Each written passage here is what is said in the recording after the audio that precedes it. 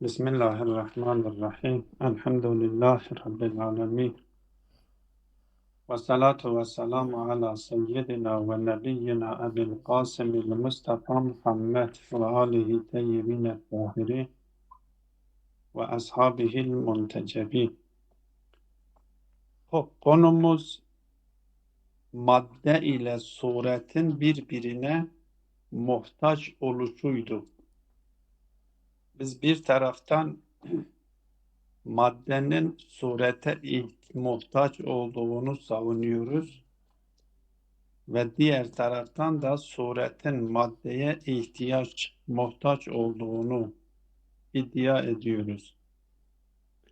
Tabi bu ihtiyaç dün de işaret ettiğimiz gibi eğer ihtiyaçları bir yönüyle olmuş olsaydı bu ihtiyaç tenakkuza sebep olurdu ve her ikisinin bir diğerine muhtaç olması devre neden oluyordu. Bu batıldır. Ama buradaki ihtiyaç iki yönlüdür. İki cihettendir. Yani maddenin surete olan ihtiyacı farklı bir boyutladır. Suretin de maddeye olan ihtiyacı farklı başka bir boyutladır. Dolayısıyla batıl olan devre neden olmuyor. Biz dün icmalen bunların birbirine muhtaç olduğunu ispatlayan delile icmalen işaret ettik. O icmali delilini söylemiştik. Dedik ki eğer bir yerde hakiki ve ittihadi bir terkip söz konusuysa ve hakikinin karşısında itibari ve ittihadinin karşısında da izafi bir terkip söz konusudur. Eğer bir yerde terkip itibari değilse, hakiki ise zaten terkip dediğimiz zaman en azında iki cüzden oluşması gerekiyor. Ve bu iki cüz arasındaki terkip itibari değil, hakiki ise ve eğer izafi değil, ittihadi ise bu eczaların o külli oluşturmak için birbirine muhtaç olduğunu söylemiştik. Bu açık ve nettir. Belki delile de ihtiyaç duymuyor. Bugün ise bu ihtiyacı tafsili bir şekilde açıklamaya çalışıyor. Suretin maddeye muhtaç olduğunu açıklıyor. Hangi yönden suretin maddeye ihtiyaç duyduğunu ve hangi yönden de maddenin surete muhtaç olduğunu açıklıyor. Maddenin surete muhtaç olduğunu zaten o telazzumda açıkladığı gibi burada da aynı şeyi açıklıyor. Madde kuvvedir, fiil değildir. Kuvvedir, kabiliyettir, istidattır. Madde eğer kuvve ise, istidat ise, kabiliyet ise bu kabiliyeti fiiliyete geçirecek, bu kabiliyeti, bu istidadı fiiliyete döndürecek bir şey olması gerekiyor. Bir cevher olması gerekiyor. Bir mahiyet olması gerekiyor. O da nedir? Bir illet bir anlamda. Bir illet olması gerekiyor.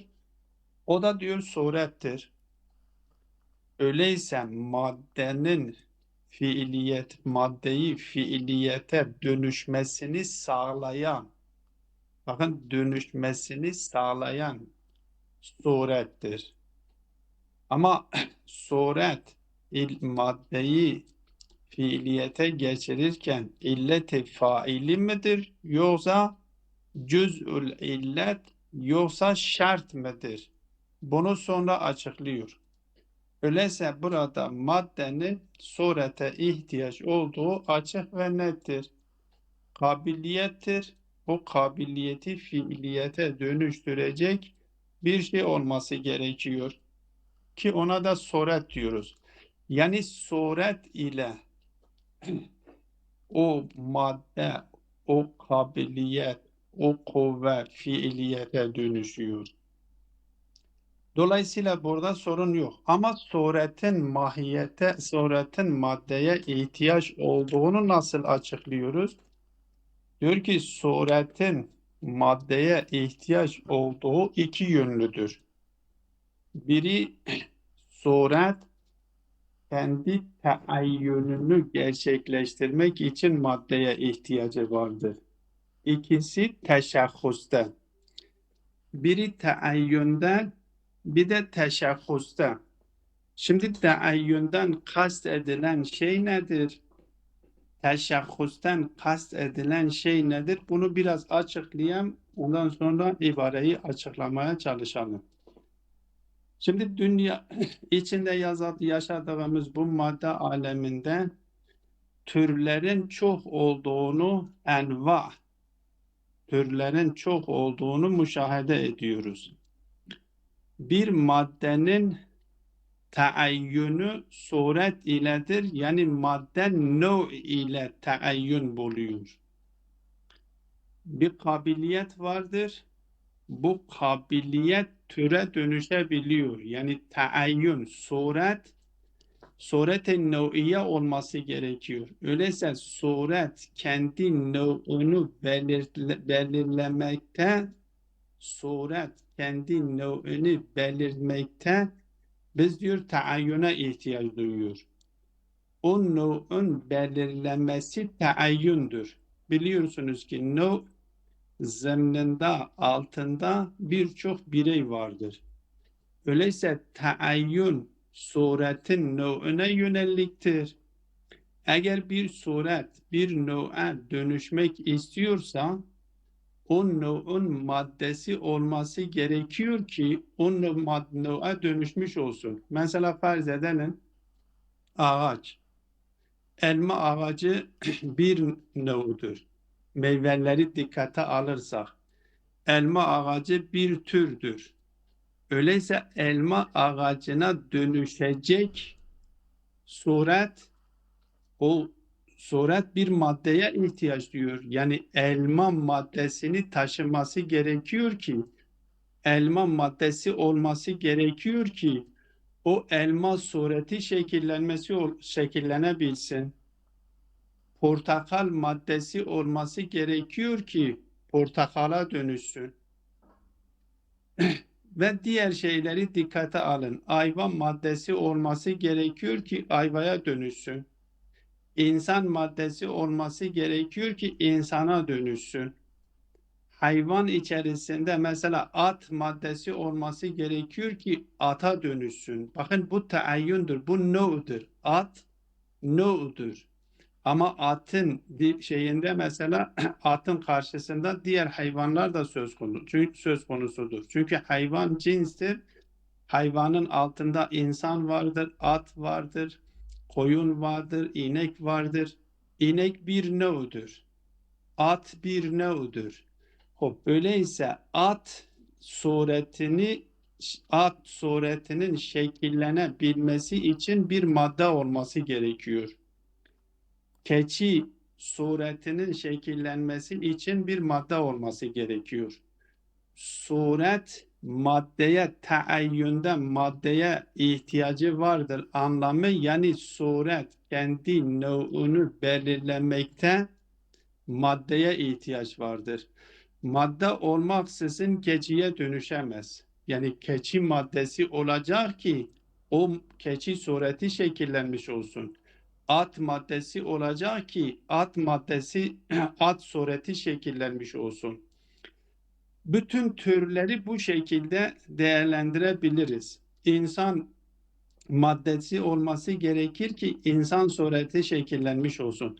Öyleyse insan sureti ilk önce maddeye ihtiyaç duyuyor ki o insan olarak şekillenmiş olsun. Aynı şekilde diğer türler de öyledir. Dolayısıyla suret kendi teayyünde, növ'ünü belirlemede maddeye ihtiyaç duyuyor. Bu birinci merhale. Suret ikinci bir merhalede de maddeye ihtiyaç duyuyor. İkinci merhale nedir? Her türün altındaki bireyin şekillenmesi. Çünkü teşebbüs. Çünkü növ dediğimiz zaman növ'de teayyün vardır. Yani diğer növ'lerden ayırmış bir özellik söz konusudur. At türü katır türünden farklıdır. At türü inek türünden farklıdır. At türü diğer hayvan türlerinden farklıdır. İnsan türü diğer türlerinden farklıdır. Buna teayyün diyoruz. Yani sureti nev'iyesini belirtmekte maddeye ihtiyaç duyuyor. Madde olmaksızın o sureti nev'iyenin şekillenmesi imkansızdır. Bu birinci merhale. İkinci merhale her nev'in altında bireyler vardır. Bu bireylerin şekillenmesi için de bir kabiliyet olması gerekir ki o bireyin özelliğini kabul etsin ki o bireye dönüşsün. Mesela diyelim ki insan türünü dikkate aldığımız zaman insan türünün altında bir Zeyd vardır. Öyleyse Zeyd'i emirden ayırt edebilecek bir kabiliyet olsun ki o Zeyd kendisini dışarıda emirden farklılaştırabilsin. Emir de kendisi diğerinden farklılaştırsın. Yani her bireyi diğer bireylerden bir türün altında olan her bireyin diğer bireylerden kendisini ayırtabilecek madde olması gerekiyor ki o teşebbüs, o bireye ait olan özellikleri kabul etsin. O özellikler o maddeyi fiiliyete geçirerek o birey şekillenmiş oluyor. Buna da teşebbüs diyoruz. Dolayısıyla özetliyorum. Madde surete ihtiyacı vardır. Fiiliyet bulmakta. Suret maddeye ihtiyaç duyuyor. Hem teayyünde yani nev'ini belirlemede hem teşebbüste yani nev'in altındaki bireyleri belirlemede. Dolayısıyla bir taraftan madde surete muhtaçtır. Diğer taraftan da suret maddeye muhtaçtır. Madde fiiliyet bulmakta surete muhtaçtır. Suret de iki yönde maddeye muhtaçtır. Bir, kendi növ'ünü belirtmekte, kendi türünü belirlemekte maddeye ihtiyacı vardır. Bir de o türün altındaki bireyleri müşahhasleştirmekte. Bireyleri bir diğerinden ayırtma noktasında maddeye ihtiyacı vardır. Şimdi bunu açıklıyoruz. Ondan sonra diğer konuya geçeceğiz. Diyor ki ve amma tefsilen ama maddenin suretin de maddeye ihtiyacını tefsilen nasıl açıklıyoruz? Diyoruz tefsilen şu şekilde açıklıyoruz. Fes suretu muhtacetun ilel maddeti fi teayyuniha. Diyor suret maddeye muhtaçtır. Hangi cihetle? Fi teayyuniha. Kendi teayyününde yani kendi türünü belirlemekte. Yani insan maddesi insan olmasını kabul edecek madde olmaksızın insana dönüşmez ki. İnsan sureti şekillenmez ki. İnsan suretinin şekillenmesi için insan olabilecek madde olması lazım. Kabiliyet olması lazım. Kuvve olması lazım. Elma suretinin şekillenmesi için elma kabiliyeti olması gerekiyor. At suretinin şekillenmesi için at kabiliyeti olması gerekiyor. Tut ağacının suretinin şekillenmesi tut ağacının kabiliyeti olması gerekiyor. Öyleyse فالصورة محتاجة إلى المادة في تعينها فإن الصورة İnnemâ yeteayyenu suret. Bak suretin altındaki birey demiyor. Fe inne surete bima huve sure. Suretun nev'iyye yani. Fe inne sureten nev'iyye. Bunu da ekleyebiliriz. Konu anlaşılsın diye nev'i kelimesini de burada ekleyebiliriz. Fe inne sureten nev'iyyete innemâ yeteayyenu nev'aha bi istidadin sabikin tetehammeluhu el madde. Bir istidat vardır ki o istidadı da taşıyan nedir? Maddedir. Ve hiye tukarinu sureten sabikaten. Elbette bu madde de önceki bir suretle beraberdir. Çünkü biz söylemiştik ilk maddenin suretini şekillendiren suret-i cismiyedir. Suret-i cismiye suret-i nev'iyenin maddesini taşıyor. Suret-i cismiye suret-i nev'iyenin maddesini taşıyor. Suret-i cismiye ilk maddeye fiiliyet veriyor. Çünkü madde kendi başına suretsiz suret-i cismi olmaksızın maddenin dışarıda fiiliyet olması imkansızdır. O eb'ad-ı selase dediğimiz cismi suret-i cismiyedir. O eb'ad-ı selase ve mütehayyiz oluşu. Bu iki özelliktir. Suret-i cismiyenin iki tane özelliği vardır. Bir eb'ad-ı selase elbette iki tane birbirinden ayrı değildir. Yani birbirini tamamlayacak niteliktedir. Bir tanesi eb'ad-ı selasedir. Tol, arz, umk olması gerekiyor. Bir tanesi de mütehayyizdir. Yani yer kapıyor. Mütehayyiz oluşudur. Bu özelliklere bir suret-i cismiye diyoruz.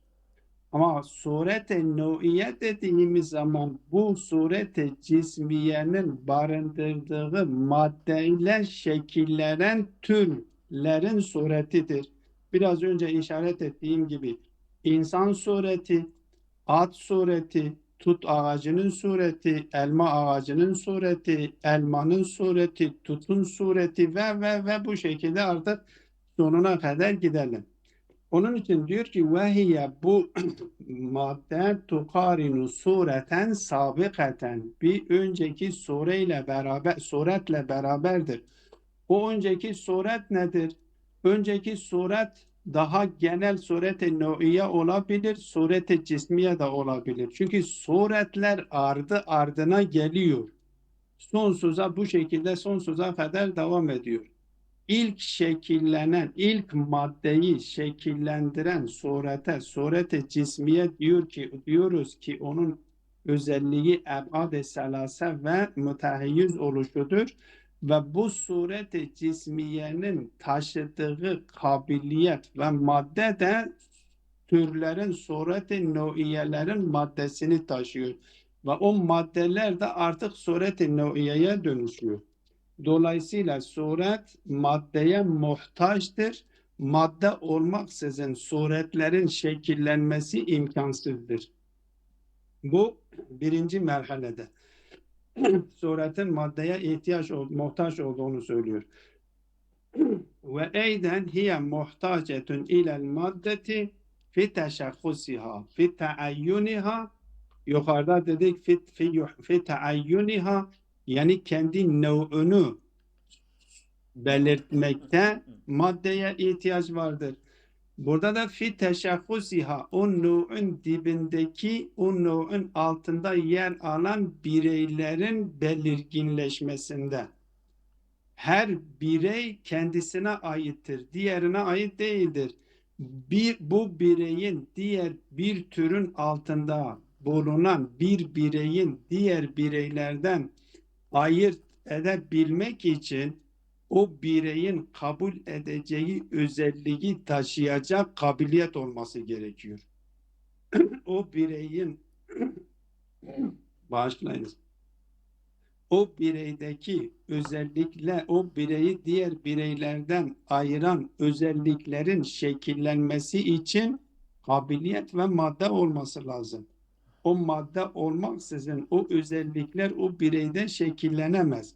Mesela diyelim ki bir insan alimlikle diğerinden ayrılıyor. Öyleyse ilk önce alimlik kuvvesi olması gerekir. Alimlik maddesi olması gerekir. Alimlik maddesi olmaksızın dışarıda ilimin şekillenmesi ve o ilimde bu insan, o bireyi diğer bireylerden ayırt etmesi imkansız oluyor. Dolayısıyla o bireye ait olan özelliklerden önce o özelliklerin şekillenmesi için madde olması gerekiyor. Dolayısıyla suretin altında bulunan bireylerin teşekküs bulmasında da bu suret neye muhtaçtır? Maddeye muhtaçtır. Hiye muhtacetun ilel maddeti fi teşekküsiha ey fi vücudihel khasi biha min haythu mulazemetiha lil avarizil musemmati bil avarizil müşahheseti. İnsani belirginleştiren, insani şahıslaştıran, insani diğerlerinden, elbette bireyi diyelim. İnsan burada bireyi diğerlerinden o arizi olan, çünkü no dediğimiz zaman o no'un dibinde yer alan bireylerde eşit derecede vardır. O no'u belirleyen özellik bireylerin tamamında vardır. Mesela farz edelim, insanı düşünelim. İnsanı insan yapan özellik nedir? Hayvanlıkla natıklıktır. Hayvanlık, natıklık insanların tamamlarında vardır. Bu zatidir. Ama bunun altındaki bireyler artık zatilerle birbirinden ayrılmıyor. Arizi olan niteliklerle birbirinden ayrılıyor. Öyleyse o arizler ki bu bireyleri birbirinden ayırıyor, o arizleri arizlerin şekillenmesi için kuvve olması lazım, madde olması lazım, kabiliyet olması lazım. O kabiliyet olmaksızın o arizi olan şeylerin gerçekleşmesi imkansız oluyor.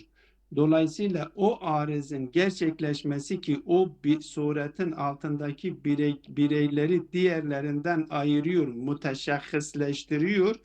Onu o kuvvesi olması gerekiyor ki o arizler orada şekillenmiş olsun. Dolayısıyla teşahhuste de maddeye muhtaçtır. Bu arizleri de kendisi işaret ediyor. Mine şekli, şekil olabilir. Vel vad'i, vad olabilir. Vel eyn, mekandır, zamandır.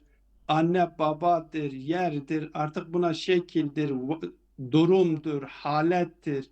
Bunlar ile o birey diğerlerinden ayrılıyor. Dolayısıyla suret iki merhalede maddeye muhtaçtır diyor. Ve emmel maddetu, ama madde hangi cihetle diyor şeye muhtaçtır surete? Fehuve mutevakkifetul vücud hudusen ve bekaen ala sureti ma mines suveril varideti aleyha. Maddenin kabul edeceği suretlerden herhangi birisinin kendisine varit olmakla fiiliyet bulmakta kendisi surete muhtaçtır. Ve huve mutevakkifetul vücudu hudusen, yani mutevakkifetul fiiliye, fiiliyet bulmak noktasında. Hudusen hem meydana gelme noktasında ve bekaen hem meydana geldikten sonra bekasında. Dikkat edin. Birinci cisim suretül cismiye ilk maddeyi ne yapıyor? Fiiliyet veriyor. Ama fiiliyet verirken kendisiyle beraber ikincil madde olarak onu koruyor. Yani suretün nev'iye dönüşecek maddesini de koruyor. Suret-i nev'iyeye dönüşecek maddeyi koruduğu gibi bireye dönüşecek maddeleri de koruyor. Yani hem kendisinin hudus bulmasında hem de devam etmesinde surete muhtaçtır diyor.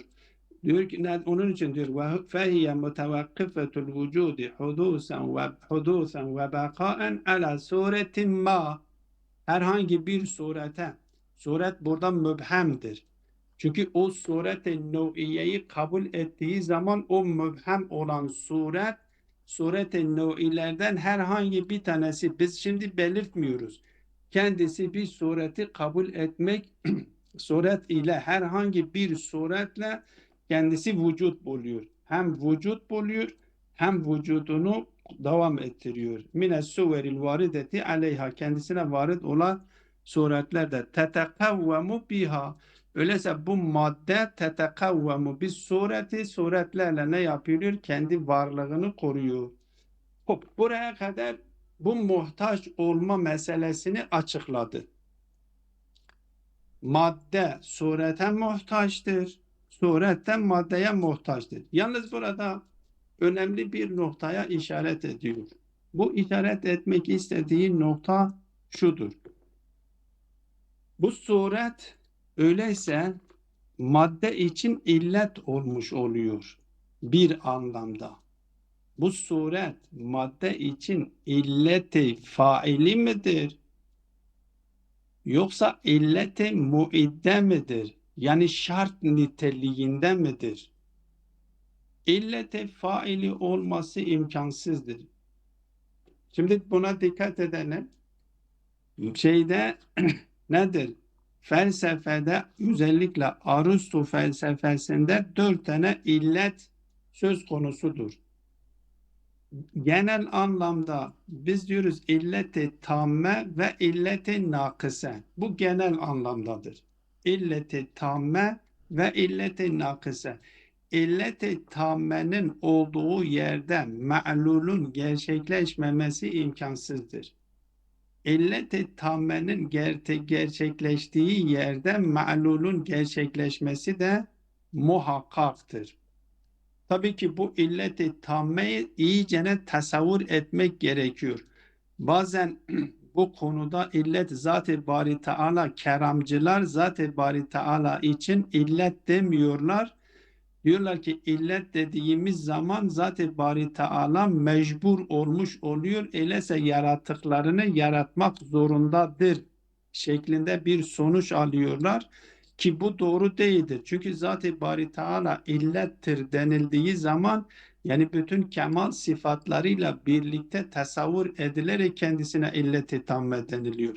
Ve kemal sıfatlarından bir tanesi de iradedir. İradesi gerçekleşmeden kendisine illeti tamme denilmesi de doğru değildir.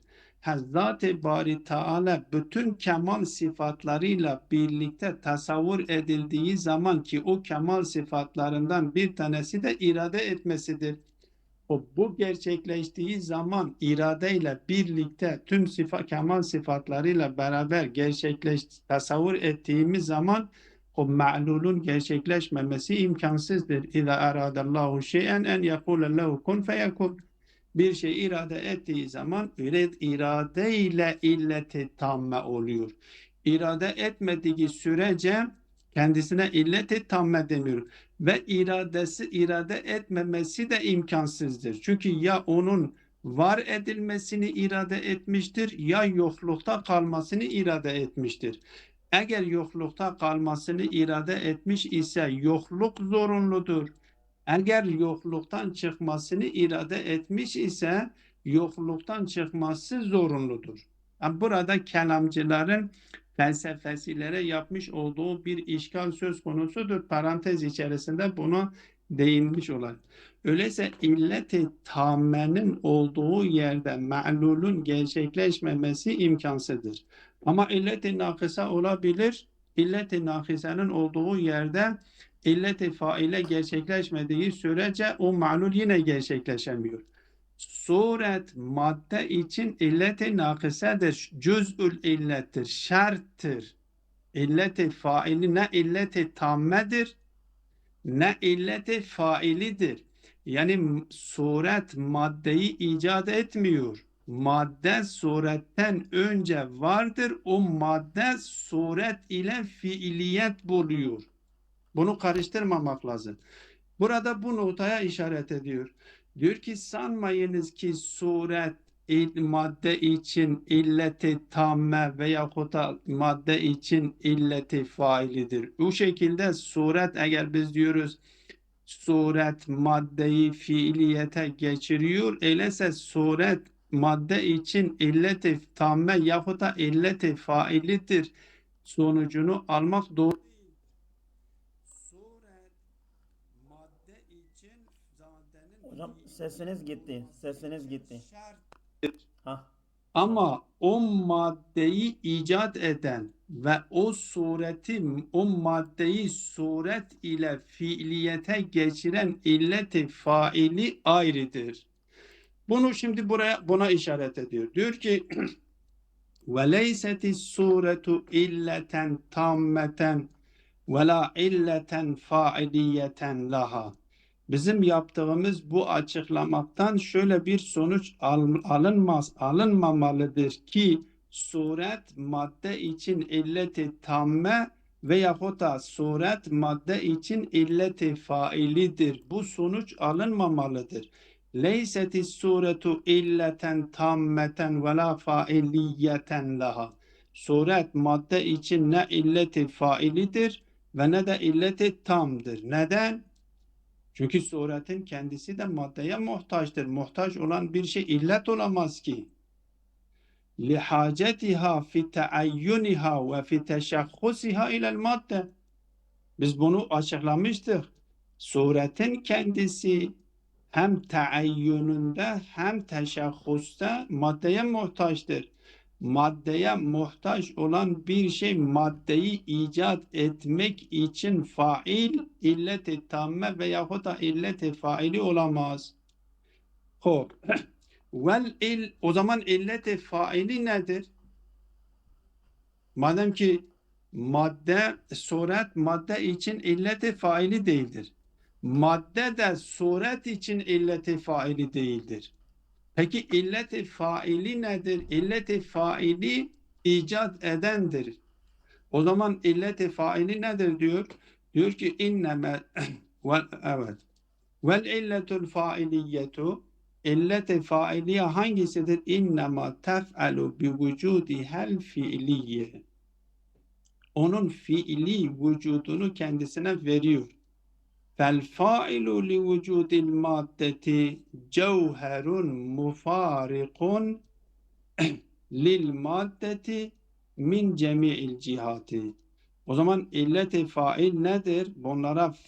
Bunlara icat eden, hem maddeyi icat eden, maddeyi icat ederek suret mümkün oluyor. Öyleyse sureti icat ederek maddeye ne yapıyor? Fiiliyet veriyor. Bunu kim yapıyor? Hangi fail yapıyor? Diyor cevherun mufarikun lil maddeti min cemi'il cihati. Bütün cihetleriyle, bütün yönleriyle maddeden ayrı olan bir cevherdir. Yani akıldır. Zat-ı bari, bu illelül ileye kadar gidiyor. Yani Zat-ı Bari Teala akli evvel üzerinden, akli sani üzerinden, bunlar akli faal üzerinden, eğer biz o felsefede sudur anlayışını kabul edip ve sudur anlayışına göre yaparsak, konuları açıklarsa, bunu bu şekilde diyebiliriz. Zat-ı Bari Teala akli evvel üzerinden, akli sani üzerinden geliyor. Son 10. akıl ki Meşa felsefesinde 10.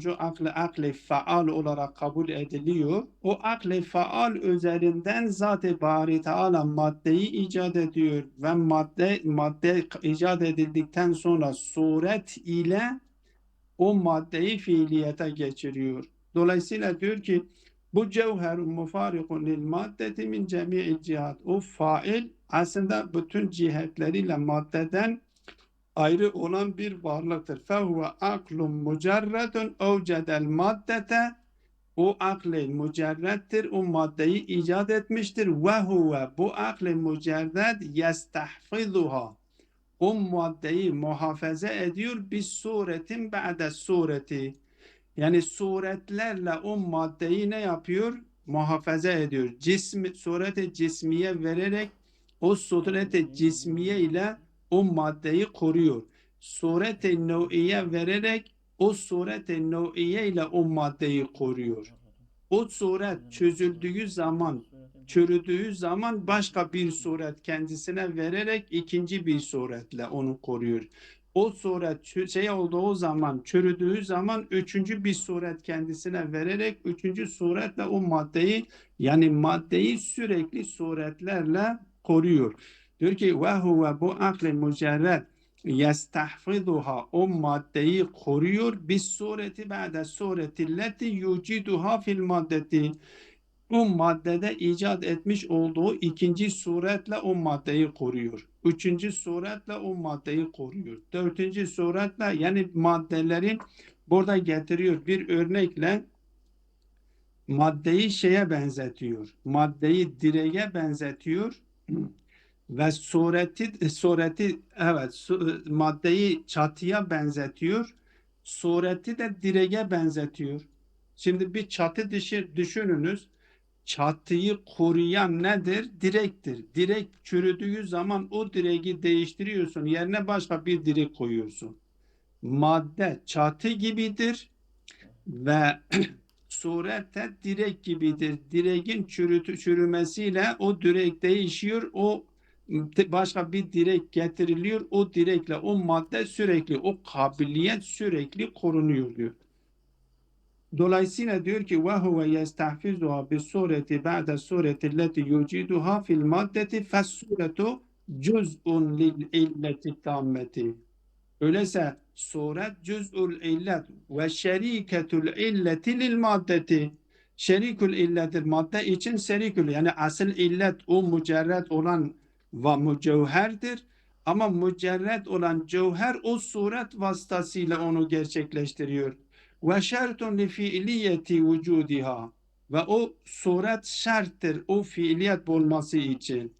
Ve kad şebbehu istibqa'el aklil mücerredi el maddete bi suretin ma, akli mücerred ki bu suretle maddeyi, herhangi bir suretle maddeyi koruyor. Bunu neyle neye benzetmişler? Şebbehu bimen yestahfizu sakfe beytin bi a'midetin mütebeddiletin, bir çatıyı bir direkle korumasına benzetmiştir. Nasıl ki o direk çürüttüğü zaman o fail geliyor yerine bir direk daha getiriyor. Ama o çatının korunması kiminledir? O direkledir. O direği icat eden yine kimdir? O faildir. O işidir. O akli mücerrettir. O sureti koruyan, o sureti icat eden, o akli mücerret olan varlıktır. Mücerret olan cevherdir. Ve o madde de o çatı gibidir. Sürekli onu o çatıyla koruyor. O direk, o çatıyı o direkle, yani o suretle koruyor. Onun için diyor ki وَقَدْ شَبَّهُ اِسْتِبْقَاءَ الْاَقْلِ الْاَقْلِ الْمُجَرَّدِ el-maddete, akli mücerred tarafından maddenin baki korunmasını, maddeyi bir sureti mayla korunmasını benzetmişler. Neye benzetmişler? Bimmen yestahfizu sakfe beytin bi a'midetin mütebeddiletin. Değişken şeylerle, değişken direklerle korumasına benzetmişlerdir.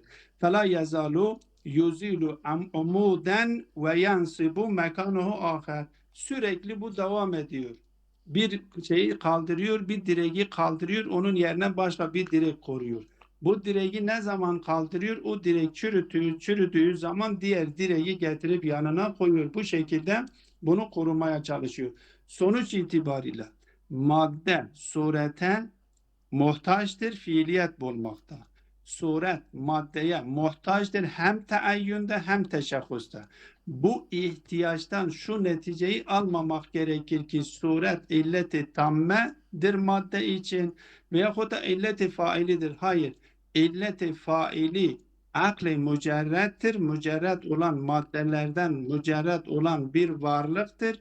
O varlık o maddeyi suretlerle koruyor. Evet. Ve sallallahu ala Muhammedin ve alihi teyyibine tahirin.